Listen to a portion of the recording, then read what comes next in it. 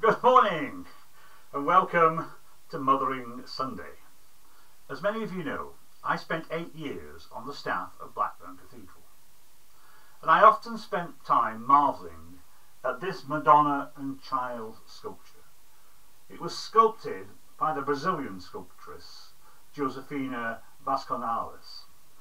She spent most of her life living in Cumbria, and in Cumbrian churches you can find many great examples of her work.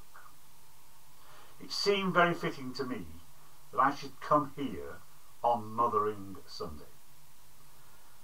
For those of you who read the rubbish printed in the Times on Saturday under the heading "Seriously, I just don't get Mother's Day," and went on to say, blessed by 2021's greatest gift, infinite expanse of empty time to dwell gloomily on everything, we can now finally boggle at how this century-old tradition, invented in America in 1908, doesn't make any sense.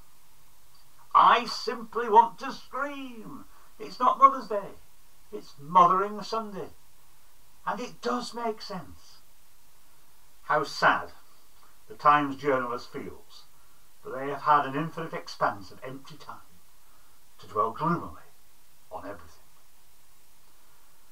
Mothering Sunday is kept on the 4th Sunday of Lent, the middle of Lent, and for hundreds of years Christians have marked the middle of the austere Lent a time of fasting with Refreshment Sunday, a day to rejoice that you are halfway through Lent and for one day allowed to break your Lenten fast. As with most things, for most of the Christian era, people marked feast days by going to church, and naming Mothering Sunday simply comes from going to Mother Church. Many of us, certainly as children, take our mothers for granted. For most of our history, children were sent out to work, and that meant being sent away to work as servants or labourers in big houses or on farms. Mothering Sunday marked the first day of the year when they were allowed a day off to go and visit their mothers.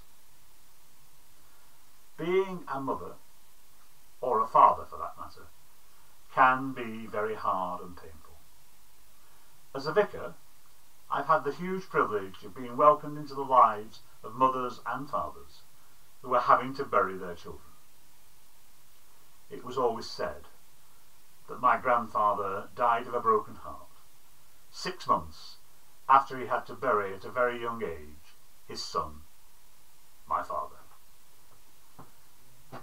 This week, even if like me you don't watch The Interview, we've all been drawn into the life of the Queen's family and can only imagine the pain she's suffering. The Christian gospel is littered with mothers who made great sacrifices and suffered great pain. Some, like Jehoshaphat, you may never have heard of, but she changed the course of history. She hid her son Moses in the reed beds to save him from certain death, and ended up losing him to Pharaoh's daughter. Hannah, the mother of Samuel, who was so grateful for his birth, gave him to the priest Eli to work for God in the temple, and he was to become a great leader of Israel.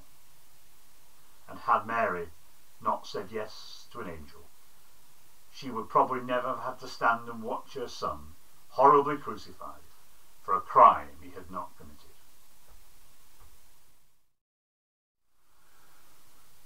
We owe much to our mothers, and many of whom, like mine, now rest in paradise.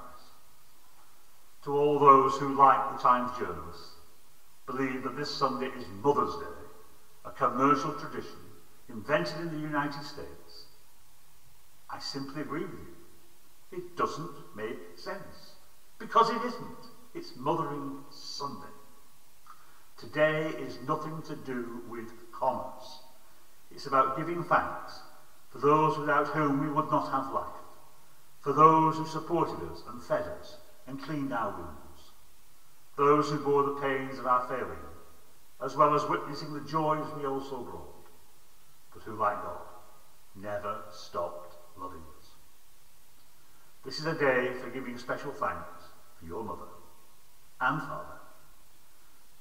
So now let us listen to Follifoot Sanford Pierpoint's wonderful hymn, For the Beauty of the Earth, for the love which from our birth over and around us lies, recorded for a BBC Songs of Praise. Happy Mothering Sunday. God bless. Stay safe.